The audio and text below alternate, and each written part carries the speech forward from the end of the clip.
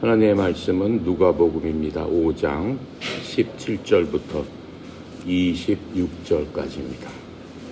신약성경 96페이지에 있습니다.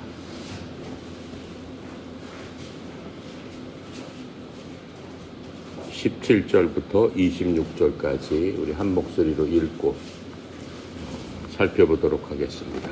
자, 17절입니다. 하루는 가르치실 때 갈릴리의 각 마을과 유대와 예루살렘에서 온 바리새인과 율법 교사들이 앉았는데 병을 고치는 주의 능력이 예수님과 함께 하더라. 한 중풍병자를 사람들이 침상에 메고 와서 예수님 앞에 들여놓고자 하였으나 무리 때문에 메고 들어갈 길을 얻지 못한지라 지붕에 올라가서 기와를 벗기고 병자를 침상째 무리 가운데로 예수님 앞으로 달아내리니 예수님께서 그들의 믿음을 보시고 이르시되 이 사람아 내 죄사함을 받았느니라 하시니 서기관과 바리새인들이 생각하여 이르되 이 신성 모독하는 자가 누구냐 오직 하나님 외에 누가 능히 죄를 사하겠느냐. 예수님께서 그 생각을 아시고 대답하여 이르시되 너희 마음에 무슨 생각을 하느냐 내 죄사함을 받았느니라 하는 말과 일어나 걸어가라 하는 말이 어느 것이 쉽겠느냐. 그러나 인자가 땅에서 죄를 사하는 권세가 있는 줄을 너희로 알게 하리라 하시고 중풍병자에게 말씀하시되 내가 네게 이르노니 일어나 네 침상을 가지고 집으로 가라 하시매 그 사람이 그들 앞에서 곧 일어나 그 누웠던 것을 가지고 하나님께 영광을 돌리며 자기 집으로 돌아가니 모든 사람이 놀라 하나님께 영광을 돌리며 심히 두려워하여 이르되 오늘 우리가 놀라운 일을 보았다 하니라. 아멘. 지금 우리 읽은 이 말씀이 머릿속으로 그림처럼 이렇게 그려지죠? 예. 지금 우리 읽은 말씀의 주제는 죄에 대한 얘기입니다. 중풍병자라는 게 팔 다리가 마비돼서 움직이지 못하는 사람을 중풍병자라고 하죠. 예수님께서 이 어느 날 이제 갈릴리에서 가르치실 적에 많은 사람들이 예수님을 찾아왔습니다. 예수님을 찾아온 이유가 뭐겠어요? 예수님께서 가시는 곳곳마다 말씀을 전했는데 그 말씀이 정말로 사람들 마음을 움직이는 그 사람들이 들어보지 못했던 그런 말씀으로 사람들한테 다가갔습니다. 그러니까 사람들이 모일 수밖에 없었어요. 그것뿐만 아니고 예수님께서 모인 사람 중에 아픈 사람이 있으면 그 자리에서 즉시 고쳐줬어요. 그러니까 무슨 감기나 몸살이나 이렇게 아픈 게 아니고 태어나면서부터 불구로 태어난 사람이라든가 전혀 눈이 보이지 않았던 사람이든가 오늘처럼 팔다리가 마비돼서 전혀 움직일 수 없는 바로 죽기 직전의 사람이라든가 또 우리가 지난번에 살펴봤듯이 사람들이 다 무서워하는 문둥병 걸린 사람이라든가 그 모든 사람들이 예수님 앞에 나오기만 하면 예수님께서 여러 가지 방법을 통해서 고쳐주셨다라고 하는 것들을 우리가 보았습니다. 그런데 예수님께서 이렇게 고쳐주시다 보니까는 이스라엘에서는 이스라엘의 종교가 있잖아요. 그걸 유대교라고 하죠. 그 유대교를 믿는 것이 이스라엘 사람들의 기본적인 신앙입니다. 이스라엘 사람들은 자기 조상 모세가 전해준 하나님의 율법을 믿었어요. 그래서 그 율법을 연구하는 사람, 율법 박사들도 있었고 또 율법에 따라서 사람들에게 예배를 드리도록 지휘하는 그러한 제사장들도 있었죠. 지금으로 따지면 목사님 같은 사람들이죠. 그러한 사람들도 예수님의 소문을 들었습니다. 들었으니까는 그 사람도 너무 신기하게 생각한 거예요. 아, 과연 우리가 성경을 연구하고 조상 대대로 이런 것들을 다 봐왔는데 어떻게 그런 일들이 일어날 수 있을까 하면서 예수님에 대한 조사를 하기 위해서 예수님 가시는 곳마다 이제 쫓아다니기 시작을 하는 겁니다. 왜요? 그 사람들이 하는 일은 백성들을 현혹해서, 백성들을 말하자면은 현혹한다는 얘기 알죠? 백성들을 유혹해가지고 거짓 대언자들이 나와가지고 엉뚱한 얘기해서 백성들을 선동하고 하니까는 그런 것들을 막아야 될 책임이 그러한 사람들도 있었기 때문에 그 사람들은 이제 예수님의 소문을 듣고 예수님께서 도대체 무슨 일을 하시나 궁금했던 겁니다. 그래서 예수님을 조사하려고 온 겁니다. 17절에 뭐라고 써 있어요? 어느 날 예수님께서 가르치실 때 갈릴리의 모든 고을과 유대 많은 예루살렘에서 온 사람들이 있었는데 누가 그 안에 있었다는 거예요. 바리새인과 율법 박사들도 있었다. 자, 그래서 그런 상황에서 예수님께서 지금 마비병 들린 사람, 중풍병 들린 사람을 고쳐주시는 바로 그런 모습을 우리가 읽었습니다. 지금 바리새인과 율법 박사도 있었다. 지금 이렇게 얘기하고 있죠. 바리새인과 교법사, 그걸 율법 박사라고 하는 겁니다. 이 바리새인이라는 말이 지금 성경에서 처음 나오는 거예요. 누가복음에서 처음 나오는데 히브리 말로는 바리새인이라는 뜻은 뭐냐면은 분리시킨다라고 하는 얘기예요. 왜 뭐에서 분리시킨다라는 뜻이냐면 굉장히 좋은 뜻이에요. 서기관과 이 율법 박사들과 바리새인들은 유대인들에게 모세의 율법을 따라야 된다라고 가르쳤습니다. 그리고 모세의 율법에 따라서 유대 사람들은 지방 다른 나라 사람들과 하나님을 믿지 않는 사람들과는 분리되어서 결혼도 하지 말고 같이 그 사람들과 교제도 하지 말고 그 사람들의 풍습이나 그 사람들의 생각이나 이런 것을 따르면 안 된다라고 가르쳐 왔습니다. 이 바리새인들은 언제부터 나타나기 시작했냐면 예수님이 오시기 전 약 450년 전부터 바리새인들이라는 사람이 나타났습니다. 언제 나타나기 시작했냐면은 이스라엘이 망해가지고 바벨론이라는 포로에 다 백성들이 끌려가 버렸어요. 끌려가가지고 바벨론에 가가지고 포로로서 종살이를 하고 있었습니다. 그런데 457년경 예수님 오시기 457년경 이 제사장하고 서기관으로 있었던 그 이스라엘 민족의 지도자 중에 에스라라는 사람이 있었어요. 그 사람도 같이 끌려갔던 사람이에요. 근데 그 사람이 학식이 많았고 정말로 하나님을 잘 믿는 사람이었어요. 그래서 이 페르시아 왕국으로부터 인정을 받은 사람이었습니다. 바벨론은 페르시아에 의해서 멸망을 당합니다.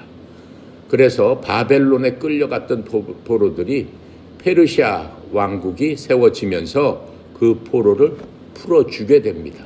그때 같이 풀려났던 그 사람이 에스라였어요. 그러니까는 유대 지방에서 같이 포로로 갔지만 거기에 지도자였죠. 그래가지고 이스라엘에서 돌아왔습니다. 그 포로가 돼가지고 다시 이스라엘 땅으로 돌아오게 됩니다. 돌아와서 이 백성들한테 가르치기 시작하는 거예요. 너희들 행동을 조심해야 되고 또 하나님께 예배를 어떻게 드려야 된다. 여태까지는 그런 것 포로로 잡혀갔으니까 그렇게 제대로 하지 못했겠죠. 근데 데리고 와가지고는 백성들을 그렇게 가르치기 시작을 한 겁니다. 그래서 많은 사람들이 여기저기서 하나님의 말씀을 회당에서도 읽었고 어디서도 읽었고 했지만 지금처럼 우리가 갖고 있는 성경처럼 누가 이렇게 성경을 잘 정리해서 한 곳에 모아둔 사람이 없었어요. 근데 그렇게 모아둔 사람이 바로 이 에스라라는 사람입니다. 포로에 끌려와가지고는 구약 성경의 모든 책을 모아가지고 지금의 형태처럼 그렇게 순서대로 모아서 이러한 성경을 제대로 만드는 그러한 작업을 수행한 것으로 성경은 말씀하고 있습니다. 그래서 이 서기관과 바리새인들의 큰 소망은 뭐냐면은 하나님의 율법을 이해하고 또 이 율법을 갖다가 자기 나름대로 확대를 해서 그들의 일생생활, 유대인들이 살 적에 어떻게 살아야 됩니다라고 적용해 주는 것이었습니다. 하지만 본인들이 그렇게 하다 보니까는 자신도 지킬 수 없는 그러한 것들을 자꾸 만들었어요. 그래서 이 바리새인과 서기관들이 만든 율법이 뭐냐면 하나님께서 어떻게 해라라고 하는 거는 여기 레위기에 보면 다 나와 있어요. 레위기에 나와 있는 게 몇십 조항인데 거기에다가 이 사람들이 전부 다 더해가지고 하지 말아야 된다라고 하는 거를 365가지 또 꼭 해야 된다 하는 거를 243가지를 만들어서 600 몇 가지를 자기들이 의논을 해가지고 그렇게 다 만들어 놨어요. 근데 그렇게 너무 만들어 놓다 보니까 어떻게 되는 거예요? 그 사람들조차도 그걸 다 지킬 수 없을 정도로 만들어 놨어요. 자, 그렇게 한 사람들이 바리새인들과 서기관들입니다. 그렇게 하다 보니까는 이 사람들이 제대로 하나님 말씀대로 주님 앞에 올바로 봉사할 수 없게 됐다라고 하는 거예요. 그리고 주님 앞에 봉사하는 거는 기쁨으로 봉사를 하라고 하나님께서는 말씀하고 있어요. 시편에 주님께 봉사하는 사람은 어떻게 해야 되느냐? 즐거움으로 하나님을 섬기고 노래하면서 그분 앞으로 갈지어다 이렇게 했는데 이제는 사람들이 이걸 다 지키다 보니까 너무 피곤한 거예요. 아침부터 저녁까지 해야 될 일 하지 말아야 할 일들이 사사건건 간섭하다 보니까 이제 너무 힘들게 돼버린 거예요.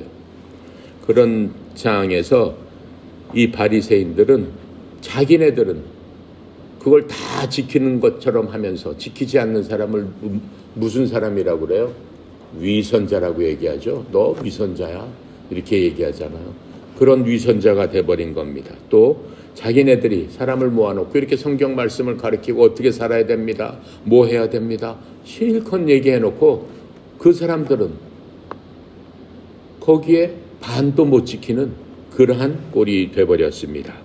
그래서 예수님께서 이러한 바리새인들의 천박한 바리새인들의 위선 이런 것들을 드러내셨습니다. 그래서 예수님께서는 진정하게 하나님을 섬기는 것은 너희들이 365가지 243가지 그걸 하고 안 하고의 문제가 아니고 예수님께서 백성들한테 한 얘기는 뭐예요? 너희들이 정말 하나님으로부터 의롭다, 하나님으로부터 신실하다, 하나님으로부터 정직하다라고 하는 그러한 것들을 얻기 위해서는 마음으로 해야 되는 거지 외관상으로 외적으로 남들이 보여지게 그렇게 하는 것이 아니다라고 말씀하셨어요. 그래서 예수님께서 오셔가지고 그 사람들한테 한 얘기가 마태복음 23장의 23절에 보면 이렇게 그 사람들한테 대놓고 얘기하셨어요. 너 서기관들과 바리새인들, 너 위선자들아. 직접 대고 그 사람들한테 이렇게 말씀을 하셨습니다. 너희에게 화가 있을지어다. 너희가 박하와 회양과 근체 11조는 바치되 율법의 더 중요한 문제인 판단의 공의와 긍휼과 믿음은 무시하였도다. 이렇게 말씀하시는 거예요. 그게 무슨 얘기냐면은 11조를 바쳐야 된다라고 하다 보니까 이 사람들이 산에 가면은 나물 같은 거 캐잖아요. 고사리도 캐고 쑥도 캐고 뭐 이런 걸 캐는데 쑥이나 고사리 그거의 10분의 1도 바쳐야 된다 이렇게 얘기를 하는 거예요. 그렇게 엄격하게 해야 된다라고 얘기하는 거예요. 그런데 예수님께서 너희들이 그렇게 얘기를 하면서 너희들 하는 짓은 어떠냐? 너희들 하는 짓은 공의와 긍휼과 믿음은 무시하였다. 공의라는 게 뭐예요? 올바로 판단해야 되는 거죠. 돈이 있다고, 죄가 많다고, 무슨 가문이 좋다고 해서 저 사람은 봐주고, 가난하고 아무것도 없다고 해서 그 사람은 엉터리로 해서 네가 옳다, 이런 식으로 판단을 했다라고 하는 겁니다. 그 다음에 과부나 고아나 불쌍한 사람을 도와줘야 되는데 불쌍한 사람은 외면하고 잘 살고 권세 있는 사람한테는 가서 아부나 하고 그런 짓 했다라고 하는 겁니다. 그 다음에 하나님에 대한 믿음, 겉으로는 엄청 믿는 것 같지만은 하나님께서 말씀하시는 그것을 지키지 않는 올바른 믿음이 없는 너희들이다 라고 이렇게 직접 대고 바리새인과 서기관들한테 훈계를 하시게 된 겁니다. 자, 그래서 이 바리새인들은 예수님을 원수로 생각하는 거예요. 자기네들이 이제까지 예수님이 오시기 전에는 유대 백성들한테 존경을 받고 자기들이 지도자로서 뭐라고 하면은 사람들이 다 자기들을 따르고 이렇게 했는데 예수님께서 그런 사람한테 너네들은 지옥 갈 그러한 놈들이다. 너희들은 마귀 자식이다. 막 이렇게 해버리시니까는 어떻겠어요? 근데 그 예수님 어떤 사람이었어요? 본인들이 생각한 학식도 없고 가문도 없고 그 다음에 가난한 목수의 아들이고 젊은 사람이고 근데 그런 사람이 자기한테 그러니까 이 사람을 어떻게 잡아 죽일까라고 생각하기 시작한 거예요. 그래서 예수님 가시는 곳마다 쫓아다니면서 뭘 보는 거예요? 야, 저 사람이 무슨 말을 하는가? 꼬투리를 잡아서 죽여버리자. 저 사람 놔뒀다가는 우리가 큰 피해를 당하겠다. 이렇게 생각하게 된 겁니다. 자, 그렇게 이제 예수님께서 말씀을 하시는데 바리새인들과 율법 박사들이 옆에 있었습니다. 그런데 주님께서는 이 땅에 오셨을 적에 하나님의 말씀을 갖고 이 땅에 오셨고 그 말씀 안에 있는 권세와 권능을 갖고 이 땅에 오신 바로 그분입니다. 그런데 사람들이 마비병, 이 중풍병에 걸린 사람을 중풍에 걸렸으니까 걸어갈 수가 없잖아요. 침상에 모아가지고 네 사람이 이렇게 들고 들어가려고 하는데 예수님 있는 곳까지 가기에는 너무 사람이 많은 거예요. 그 앞에 꽉 모여있기 때문에 도저히 그 병자를 데리고 예수님 앞에 갈 수가 없습니다. 그러한 지경이 되니까는 어때요? 예수님한테 갈 길을 찾지 못하니까는 그 집 지붕으로 올라갑니다. 그 집 지붕으로 올라가서 지붕의 덮개를 뜯어가지고 밧줄로 매가지고 그 사람들을 예수님 앞에 달아서 내려놓는 그 광경을 우리가 지금 볼 수 있는 겁니다. 그게 이제 20절, 19절까지 있는 그런 말씀이죠. 17절에 보니까는 주의 권능이 거기 있어 그들을 고치더라 이렇게 말씀을 하고 있습니다. 주님의 권능이 함께 하면은 병을 고쳐주는데 사람이 고치는 게 아니라 주님께서 고치신다를 지금 얘기하고 있어요. 하나님의 권능으로 고치는 거지 인간의 힘으로 고치는 게 아니다 라고 지금 말씀하고 있는 겁니다. 그럼 병은 언제 고쳐지는 겁니까? 예수님께서 이제까지 병 고친 그 모습을 보면은 어떤 경우에 고쳤어요? 예수님의 말씀을 들을 때 하나님의 권능이 임하면 성령 하나님께서 병을 고쳐주시는 것을 우리는 봤습니다. 안진뱅이가 누워서 구걸하고 있는데 예수님께서 뭐라고 예수님께 그 구걸하면서 저 좀 살려주세요라고 했을 때 뭐라고 했어요? 너 일어나 걸어라 이렇게 얘기했잖아요. 일어나 걸어라. 그 말씀을 들었단 말이에요. 그 말씀을 듣고 그 말씀대로 행했을 적에 안진뱅이 병이 어떻게 됐다는 거예요? 나섰다는 거예요. 일어나 걸어라 그랬는데 내 속에서 아니 내가 어떻게 일어나 걷겠어. 내가 지금 병이 나가지고 꼼짝도 못하고 내가 어렸을 때부터 이렇게 안진뱅이로 태어났는데 그 무슨 소리야? 일어나 걸으라니. 걸을 수 없는 거죠. 왜요? 그 사람 속에는 일어나 걸으라라는 말이 그냥 공허한 메아리처럼 들리는, 사람의 소리로 들리는 거예요. 일어나 걸어라. 누가 얘기를 한 거예요? 그것은 사람, 예수님이 아니고 하나님이신 예수님. 그 사람을 만지시고 고치시고 죽이기도 할 수 있고 살릴 수도 있는 바로 그분이 일어나 걸어라 라고 얘기하는 거예요. 우리의 진정한 의사다라고 하는 거예요. 우리의 진정한 의사는 뭐 어떻게 하는 겁니까? 병원에 가면 피 뽑고 엑스레이 찍고 MRI 찍고 이거 어떻게 해야 될까? 어떻게 나서야 될까? 자기네들끼리 상의하고 자기가 책에서 배운 거 다 뒤져보고 이렇게 수술을 해야 되겠네? 수술합시다. 이렇게 얘기하는 거죠. 그게 인간의 방법이죠. 하나님께서 어떻게 하신다는 거예요? 말씀으로 다 하신다는 거예요. 어떻게 해서 말씀으로 다 하실 수 있어요?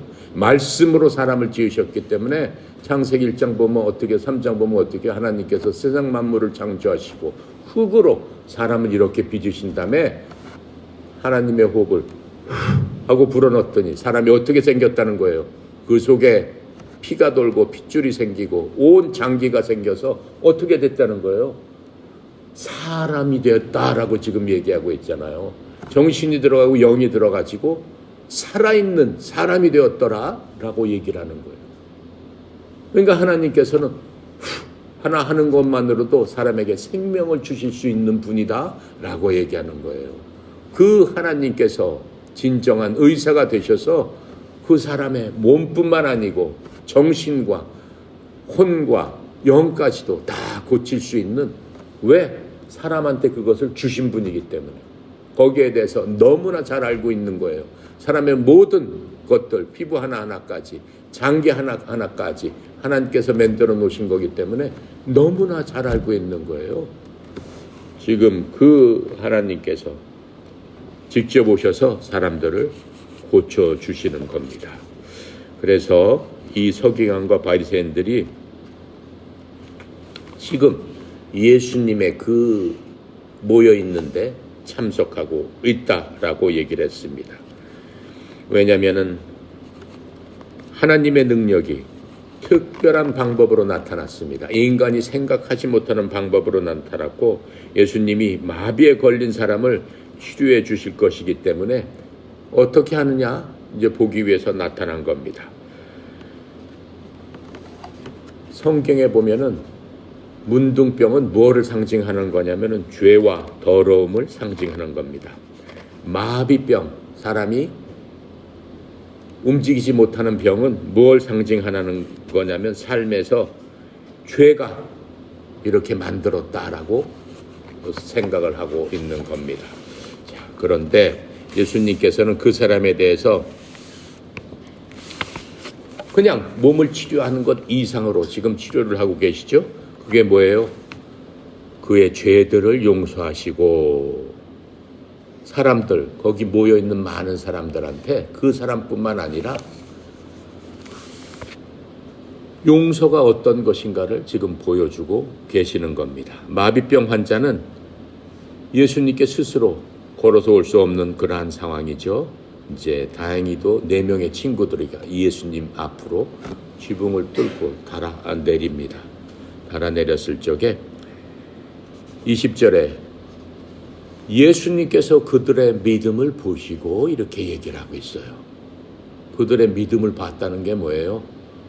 마비병 환자뿐만 아니고 마비병 환자를 치유해 주기 위해서 마비병 환자를 지붕으로 끌어올려 가지고 지붕을 뜯고 달아내리는 그 노력, 도움이 필요한 자기 친구에게 어떻게 해요? 꼭 구원해 줘야 되겠다라고 하는 바로 그러한 마음을 보시고 주님께서 그 모든 것들을 치료해 주셔야 되겠다 생각하신 겁니다. 그래서 예수님은 그를 치료해 주실 것이라는 믿음을 가지고 있는 그 사람들의 믿음을 저버리지 않으셨습니다. 그래서 그러한 사람들이야말로 하나님을 경외하는 믿음이다라고 하는 거예요. 우리는 그러한 믿음을 가져야 돼요. 여러분 힘들고 어려울 때마다 그러한 믿음으로 그냥 꽉 붙잡아야 돼요. 내가 그 밧줄을 놓으면은 어떻게 돼? 낭떠러지로 떨어집니다 라고 했을 적에는 그 밧줄을 죽기 살기로 죽을 때까지 잡고 있을 수밖에 없는 거예요. 그게 하나님을 경외하는 믿음입니다. 근데 사람들은 대부분 그렇지 않아요. 예를 내가 하나 들어볼게요. 어떤 사람들이 낭떠러지로 뚝 떨어졌어요. 뚝 떨어지면서 가지 하나 이렇게 딱 잡았어요. 대롱대롱 매달려 있어요. 밑에는 뭐 청길 낭떠러집니다. 이 사람 뭐 어떻게 해야겠어요? 거기서 하나님 저를 좀 살려주세요. 계속 부르짖었어요. 한참 지났습니다. 제가 지금 떨어집니다. 저 좀 살려주시면 안 되겠습니까? 저를 살려주시면 제가 하나님의 일, 하나님께서 원하시는 것, 저 죽기까지 정말 목숨을 다해서 다시 산 생명이니까 하나님을 위해서 일하겠습니다. 이렇게 부르짖었어요. 하나님께서 들으셨어요. 들으시면서 하나님께서 놔라 그러셨어요. 놔라. 놔야 돼, 안 놔야 돼? 여러분 같았으면 놓겠어요, 안 놓겠어요? 놓겠어요, 안 놓겠어요? 하나님의 음성이 들렸다니까 내 손을 놔라 이렇게 하셨다니까 여러분 어떻게 하겠어요? 지금 여러분 낭떠러지 잡고 있는 거야. 놓겠어요, 안 놓겠어요? 예? 놓죠? 여러분처럼 놔야 되는 거예요. 놓으라는데 하나님께서 뭘 준비하셨을 거 아니에요. 떨어지는 것 같지만 그게 사는 길이다라고 하는 거예요. 하나님이 받쳐주셨던가 아니면 뭐에 걸려서 편안하게 다치지 않게 준비를 해놓으셨을 거 아니에요. 근데 이 사람 안 놨습니다. 뭐라고 얘기했어요? 하나님 말고 다른 사람 없습니까? 이렇게 얘기하는 거예요. 당신 말고 다른 사람이 나를 좀 건져주세요. 이렇게 얘기하는 거예요. 그러니까 우리가 위험에 처하고 뭐 할 적에 하나님 믿는다고 하면서 막상 다치게 되면은 하나님 말씀보다 어떻게 해요? 다른 것 찾게 되는 거예요. 그게 인간이다라고 하는 거예요. 그런데 모든 인간이 다 그렇지 않죠. 진짜 하나님 믿고 신실하게 하는 사람은 오직 하나님 말씀만 믿고 좌우 돌아보지 않고 하나님께서 말씀하시는 그 길대로 곧장 갈 적에 바로 사는 길이 있다라고 하는 겁니다. 그래서 이 병자에 대한 그 친구들의 사랑, 그 사랑이 하나로 연합해서 이 병자를 고치게 되는 놀라운 은혜를 얻게 되는 겁니다. 자, 그래서 예수님께서 간단하게 그 병자를 고칠 수 있었죠. 이제까지도 말씀하신 것처럼 일어나 내 침상을 갖고 걸어가라. 그럼 많은 사람 앞에서 막 박수갈채가 터지고 와 하면서 예수님의 그 신격인 그러한 능력을 보여줄 수 있었습니다. 그런데 주님께서는 그렇게 하지 않으셨습니다. 예수님께서는 죄와 용서에 관한 그러한 교훈들을 모든 사람들한테 주시기 위해서 다르게 얘기하셨습니다. 예수님께서 오신 목적 자체가 얘기했죠. 그렇게 병을 고쳐주기 위해서 오신 게 아니라고 했습니다. 예수님께서 오신 목적은 우리 인간이 갖고 있는 근본적인 죄를 해결해 주시기 위해서 오신 분입니다. 그 근본적인 죄를 지금 해결해 주신 모습을 보여주고 있는 겁니다. 뭐라고 얘기해요? 내 죄가 용서받았다. 이렇게 말씀하셔요. 그렇죠? 예수님께서 그 서기관과 바리새인들이 있으니까 얘기하시는 거예요. 내 죄가 용서받았다라는 말하고 일어나 걸어가라 라는 말하고 어느 게 쉽겠느냐? 어느 게 쉽겠어요? 여러분이 예수님 입장이라면 어느 말 하는 게 쉽겠어요? 내 죄를 용서받았다 일어나 걸어가라 라는 하는 말 중에 어느 게 쉬울 것 같아요? 그냥 내 죄를 용서받았다라고 하는 게 쉽지 않겠어요? 내 죄를 용서받았다라고 하면 누가 검증을 하겠어? 진짜 죄를 용서받았는지 안 받았는지 아무도 알 수 없는 거예요.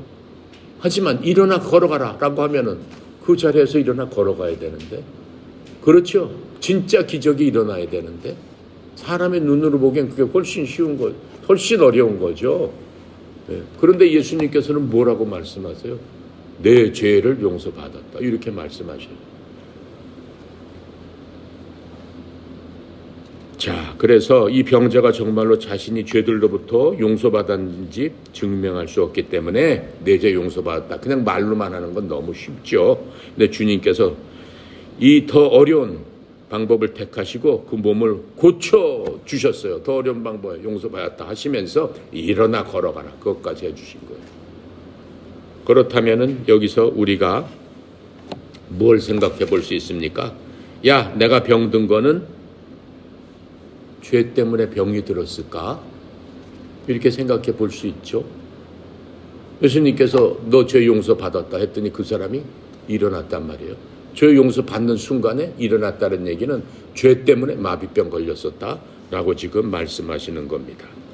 우리는 정확히 알 수 없지만은 성경에서는 죄 때문에 병이 들 수도 있다라고 얘기하는 겁니다. 정확히 알 수 없다는 얘기는 뭐예요? 여러분들이 이렇게 추운데 겉옷 안 입고 반팔 입고 다니면은 어때요? 뭐가 걸려요? 감기 걸렸단 말이에요. 그 감기 걸린 게 여러분 죄 때문에 감기 걸린 거야? 그건 아니죠. 죄는 여러 가지 경우가 있습니다. 본인이 그렇게 부주의해서 관리를 못해서 걸리는 경우가 많죠. 하지만 어떤 병은 자기 죄로 인해서 하나님께서 치시켰기 때문에 병이 드는 경우도 있다라고 성경은 말씀하고 있습니다. 요한복음 5장 14절에 보면은 그 경우를 얘기하고 있어요. 예수님께서 어느 날 연못가를 걷고 계시는데 그 연못의 이름이 베데스다 연못입니다. 베데스다 연못은 그 옛날에 가끔 가다가 어느 땐가 천사들이 갑자기 와가지고 그 물을 소용돌이 치게 하면은 그 물 속에 빨리 들어가는 사람은 소용돌이 치는 중간에 들어갈 수 있는 사람은 병이 낫는다라고 사람들이 얘기해서 그 연못가에 병자들이 수두룩하게 기다리고 있었어요. 언제 물이 소용돌이 칠까를 기다리고 있었습니다.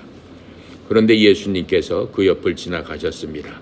마비병 환자가 예수님을 보면서 하소연을 하는 거예요. 저는 마비병이 걸렸기 때문에 몸을 움직여가지고 물이 소용돌이 치는 것을 제가 보긴 봤는데 몸이 못 움직이니까 다른 사람이 먼저 다 들어가는 바람에 저는 들어갈 줄 못했습니다. 그렇게 하면서 여기서 얼마나 38년 동안이나 여기 앉아서 그걸 기다리고 있었습니다. 이렇게 얘기를 하는 거예요. 예수님께서 그 사람을 보시고 이렇게 말씀하시는 거예요. 내가 갖고 있는 그 거적대기를 들고 일어서라. 그냥 이렇게 말씀하세요. 예수님이 그렇게 말씀하시니까 어떻게 됐어요? 그 사람 들고 일어섰어요. 그때 예수님께서 이 사람이 너무 좋으니까는 성전에 다니면서 뛰고 막 그 좋아서 그렇게 했습니다. 예수님께서 그 사람을 만나서 이렇게 얘기해요. 내가 이제 다 나았으니 더 심한 것이 생기지 않도록 다시는 죄를 짓지 마라. 그 사람은 죄로 인해서 38년 동안 마비병에 걸려서 꼼짝 못하는 그러한 죄에 의한 그러한 포로가 돼서 억압을 받았던 겁니다. 예수님께서 이렇게 내적으로 죄를 치유해 주셨더니 외적으로 병이 나버렸다라고 하는 것들을 우리가 성경에서 볼 수 있습니다. 그래서 예수님께서 몸의 치유와 죄를 용서하시는 그러한 권한을 가지셨다는 것을 우리가 알 수 있습니다. 그때 바리새인과 서기관들이 예수님께서 그 광경을 다 본 거예요. 내 죄사함을 받았다라는 것과 그 동시에 몸이 일어나는 것들을 다 보게 된 겁니다. 깜짝 놀랐습니다. 백성들은 어때요? 예수님께서 가르치시고 마귀를 쫓아내는 것도 봤습니다. 예수님의 권위에 대해서 이미 잘 알고 있었기 때문에 예수님의 말씀을 믿었습니다. 하지만 이 바리새인들과 서기관들은 예수님께서 그 자기네들 눈앞에서 마비병 환자가 일어났기 때문에 예수님께서 치유해 주셨다라고 하는 것들을 부정할 수는 없었습니다. 하지만 예수님께서 죄 용서에 대한 말씀하신 것에 대해서는 이 사람들이 용납할 수가 없었어요. 죄를 용서할 수 있는 사람은 오직 한 분, 하나님밖에 안 계시기 때문에 그렇습니다. 왜요? 죄는 하나님을 향해서 짓는 거예요. 하나님을 향해서. 모든 죄는 하나님을 향해서 짓는 거예요. 왜요? 나하고 이 사람하고 싸웠는데 이 사람 죽였어. 근데 그게 이 사람을 향해서 진 거지. 어찌 그게 하나님을 향해서 진 겁니까? 이렇게 얘기할 수 있지만은 모든 생명은 하나님 것이기 때문에 그런 겁니다. 그 사람의 생명도 하나님 거예요. 하나님께서 주신 거예요. 그러니까 이 사람을 죽였다는 얘기는 그 사람뿐만 아니고 더 깊게 들어가면은 하나님께 대해 살인죄를 저질렀다라고 하는 거예요. 그래서 모든 죄는 하나님께 지는 거기 때문에 하나님께서 크던 작던 모든 죄는 용서하실 수 없다라고 하는 거예요. 예를 들면은 이런 죄도 생각이 그걸 해볼 수 있는 거예요. 내 마음속으로 우리가 죄에 대해서 생각하면은 겉으로 나타나지 않는 죄는 누가 뭐라고 할 수 없어요. 내 마음속으로 저놈 아주 죽일 놈이야. 죽이고 싶다. 죽여버리고 싶다. 그런 생각 많이 합니다. 때려주고 싶다. 못되게 하고 싶다. 골탕 하고 싶다. 그런 생각 많이 합니다. 기회가 되면 내가 그렇게 할 거야. 그런 생각 많이 합니다. 그건 죄예요, 아니에요? 이 세상 살면서는 죄가 아니에요. 이 세상 살면 마음속으로 혼자 갖고 있는 거지. 지가 그 마음에 갖고 있는 것을 실천했을 적에 살인죄가 되고 강도가 되고 도적이 되고 그렇죠. 모욕죄가 되고 이런 모든 죄는 실천을 통해서 일어난단 말이죠. 근데 자기 마음속으로 자기 혼자 생각했으니까는 다른 사람은 알지 못하는 거야. 그러니까 그건 죄로서 처벌할 수도 없고 죄로서 어떻게 할 수도 없어요. 하지만 하나님께서는 뭐라고 말씀하세요? 네가 마음속으로 저 사람을 죽이겠다라고 한 거는 네가 이미 죽인 것과 똑같다. 너 살인죄 진 거야. 직접 죽인 사람이나 너나 다를 바가 없다. 이렇게 말씀을 하신단 말이에요. 그렇기 때문에 이 세상 사람 중에 한 사람도 의로운 사람은 없다라고 하나님은 말씀하시는 거예요. 그러니까 모든 사람이 한 번도 태어나서 죽을 때까지 그런 부정한 생각, 악한 생각을 한 번도 하지 않고 사는 사람은 없더라라고 하는 겁니다. 왜요? 지난 시간에 얘기했죠. 이 인간이 태어나면서 갖고 있었던 무엇 때문에? 죄성 때문에 사람이 죄로 인해서 얽혀지게 되고 그래서 결국은 죽게 된다라고 하는 거예요. 만약 그렇지 않고 예수님처럼 하나님처럼 그렇다면은 영원히 사는 거예요. 하나님처럼 죽을 수가 없는 거예요. 죄를 졌기 때문에 죽는 거예요. 사람은 늙어서 죽는 것도 죄를 졌기 때문에 늙게 되는 거고 죽게 되는 거다라고 성경은 말씀해 주고 있는 겁니다. 자, 그래서 이 성경에서 하나님께서 제일 증오하시는 게 바로 죄입니다. 예수님께서 이 땅에 오신 그 목적도 그 죄 문제, 너희들이 갖고 있는 그 죄 문제를 내가 해결해 주마라고 하기 위해서 오신 겁니다. 그래서 이 죄에 대해서 살펴보면은 그런데 우리가 알아야 될 거는 죄는 누구의 무기라고 얘기했어요. 죄를 사용하는 가장 악한 그 영이 뭐라고 그랬어요? 마귀 사탄이라고 그랬죠. 마귀 사탄. 이 마귀 사탄은 결국은 끝까지 사람을 이용해서 하나님과 싸움을 하고 있는 거예요. 그 사이에 우리 사람이 있게 되는 거예요. 그런데 하나님께서 마귀한테 지실 수 있어요? 지실 수 없잖아요. 그 마귀가 하나님이 만들어놓은 우리를 이용해서 자기 멋대로 하는데 원래 이 사람은 누구 거예요? 하나님 거잖아요. 근데 하나님께서 그걸 내버려 두고 보고 계시겠어요? 그렇게 되면은 하나님이 사탄 마귀한테 지는 꼴이 되잖아요. 그러니까 하나님께서 그 문제를 지금 해결하시기 위해서 지금 예수님이 오셔서 얘기하고 있는 것들을 우리가 공부하고 있는 겁니다. 죄는 하나님께서 가장 크게 비난하고 심판하시는 것이 바로 죄입니다. 무엇보다도 죄를 가장 미워하시는 거예요. 그래서 죄는 성경에서 700번 이상 죄에 대해서 계속 얘기를 해주고 있어요. 죄에 대해서.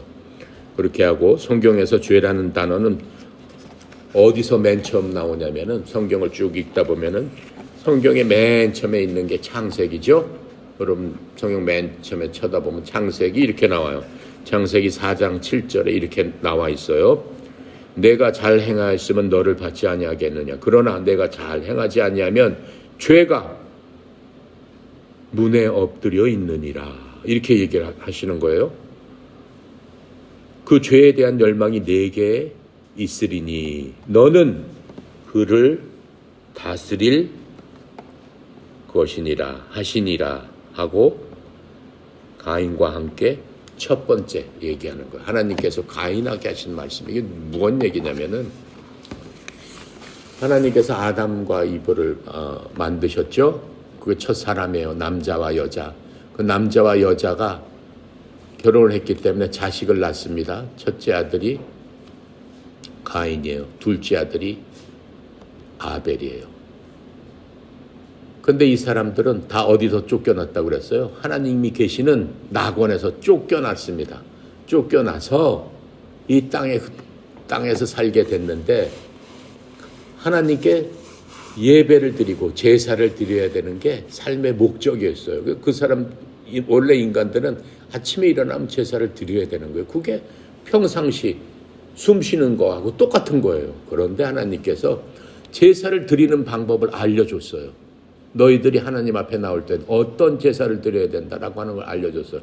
하나님 나올 때마다 피 있는 제사를 드려야 된다. 이렇게 말씀해 주셨어요.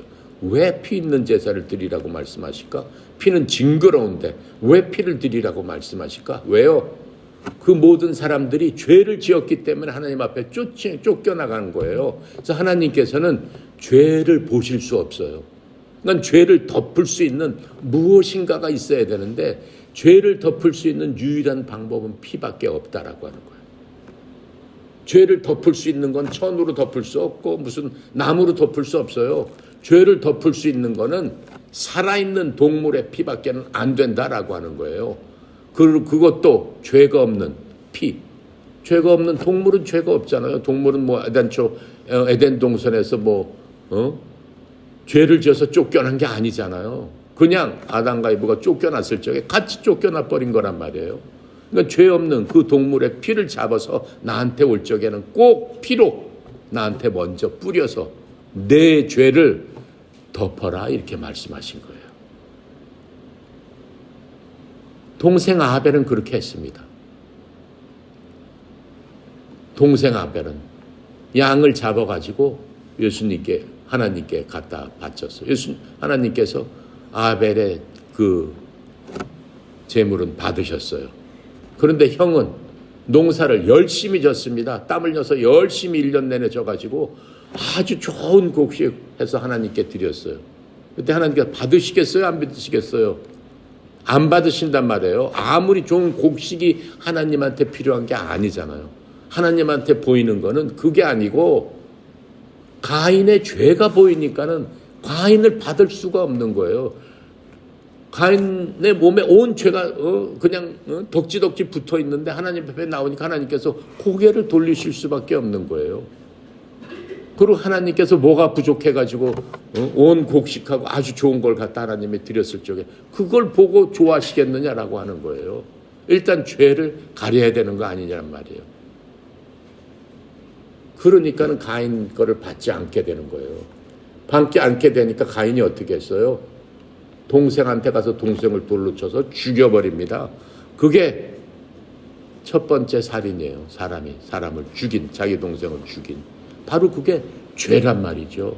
죄가 있기 때문에 그러한 일들이 발생하게 됐다라고 지금 말씀하고 있는 겁니다. 성경은 모든 것이 맨 처음부터 죄의 얘기라고 할 수 있어요. 아덴 동산에서 하나님과 대화를 하면서 행복하게 살았던 짧은 기간 동안 있었지만은 온 동물과 식물과 좋은 것들과 다 함께 있었지만은 마귀를 통해서 죄를 지음으로 말미암아 바로 쫓겨나면서 그 다음부터는 성경 전체가 완전히 죄에 대한 얘기예요. 결국은 마귀가 사람들을 어떻게 해요? 자기 백성으로 만드는 과정에 대한 얘기란 말이죠. 그러니까 하나님께서 두고 보시다가, 그렇죠? 4,000년이란 인류 역사 시작해가지고 4,000년이란 제일 긴 역사 동안에도 두고 보시다가 할 수 없으니까 마지막 방법으로 누굴 보내신 거예요? 예수님이신 하나님께서 직접 내려오셨다라고 하는 거예요. 사람이 돼서. 자, 그래서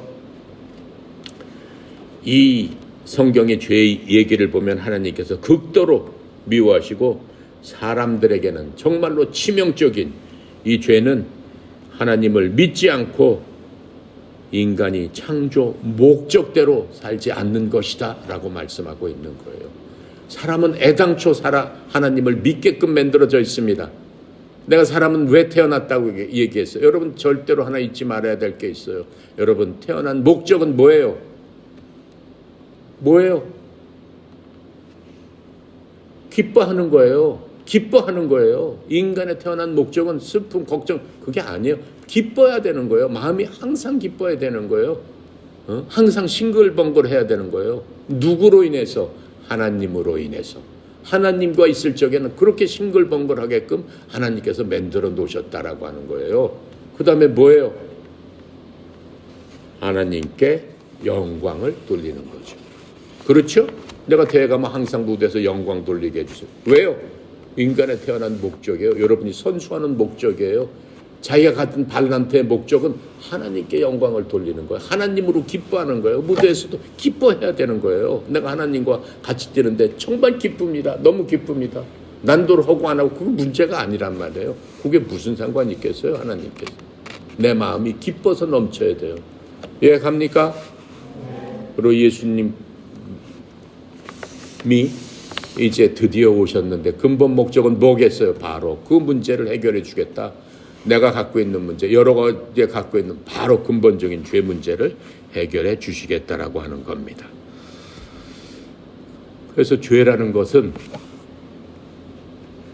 뭐라고 생각하면 되냐면은, 여러분 양궁 봤죠? 올림픽 대회 때 봤죠? 올림픽 관역이 이렇게 있었죠? 막 30m 이런 데서 올림픽 관역 이렇게 세워놓고 거기다가 맨 안에 동그라미 하나 있어요. 그렇죠? 그 다음에 원이 점점 가면서 맨 안에 들어가면 10점, 그 다음에 9점, 8점, 7점 뭐 이렇게 해가지고 쫙 있어요. 맨 가운데서도 그 안에 딱 정 가운데. 그렇죠? 하면 그 옆에는 뭐 9점 몇 점 뭐 이런 식으로 해가지고 소수점까지 이렇게 나간단 말이죠. 그랬을 적에 죄라는 것은 관역 110점 만점에 들어가지 못한 화살은 전부 다 죄다라고 얘기하는 겁니다. 금에 맞았으니까는 뭐 9.9점이다. 조금만 벗어났으니까 9.8점이다. 그것도 엄청 잘한 거죠. 엄청 잘한 거예요. 하지만 하나님께서는 뭐예요? 9.9점? 그냥 탈락이다 이렇게 말씀하시는 거예요. 9.9점 소용없다 말씀하시는 거예요. 그러면 하나님한테 가려면 무조건 몇 점을 맞아야 된다는 거예요? 10점 맞아야 되는 거예요. 관역 가운데 정확하게 맞아야 된다는 거예요. 무엇이? 여러분의 모든 것이, 살면서 사는 모든 것이 그렇게 들어맞아야 된다라고 하는 거예요. 그렇지 않은 것은 다 뭐다? 뭐라고 그랬어요? 죄다. 그렇지 않은 건 다 죄다. 그게 하나님의 판단입니다. 아시겠습니까? 자, 오늘은 거기까지만 하겠습니다. 그래서 가장 중요한 거는 특별히 우리 그 하나님을 잘 알지 못하고 예수님을 잘 들어보지 못하고 교회 가본 경험이 없고 하나님을 믿어본 경험도 없고 성경을 읽어본 적도 없고 하는 우리 친구들, 그러한 친구들은 첫 번째 알아야 될 게 죄에 대해서 알아야 돼요. 죄에 대해서. 죄에 대해서. 죄에 대해서 알지 못하면 예수님을 믿을 수 없어요. 먼저 나는 죄에 대해서 알고, 내가 예수님께서 죄로 이렇게 스크린에서 여러분을 딱 보니까는 나는 그냥 죄인이구나 라고 하는 생각이 마음속 깊이 뼈저리게 느껴져야 돼요. 아, 나는 죄인입니다. 나는 어쩔 수 없는 죄인입니다. 주님, 나를 살려주세요. 그 마음이 들어야 돼요. 그게 첫 번째예요. 마치 누구처럼, 문둥병자처럼, 마치 사지가 움직이지 못하는 마비병 환자처럼 그렇게 주님한테 매달려야 되는 거예요. 우리는 육신이 아니고 영이 그렇게 돼버리면은 육신이 고통당하는 것보다 더 큰 고통의 결과가 우리에게 있기 때문에 나는 죄인입니다라고 하는 것을 깨닫고 예수님 앞에 나갈 수 있는 그런 마음가짐이 돼야 되는 겁니다. 이해갑니까? 자, 기도하고 마칠게요. 감사하신 하나님, 참으로 은혜 감사합니다. 오늘은 하나님의 말씀대로 죄에 대해서 저희들 배웠습니다. 예수님께서 이 땅에 오셔서 친히 그 죄 문제를 해결하기 위해서 스스로 모범을 보여주시고 우리의 모든 죄, 우리를 너무나 불쌍하게 생각하시고 안타깝게 생각하셔서 우리의 모든 죄를 전부 다 짊어지시고 죄덩어리가 되신 그 예수님, 그 예수님이 나의 죄덩어리가 됨을 믿을 수 있게 하여 주시옵시고 이제 내가 짊어졌던 내 마음속 깊은 곳에 있었던 그 모든 죄를 주님 앞에 내려놓고 주님 앞에 드리오니 나의 모든 죄를 제거하여 주시옵소서.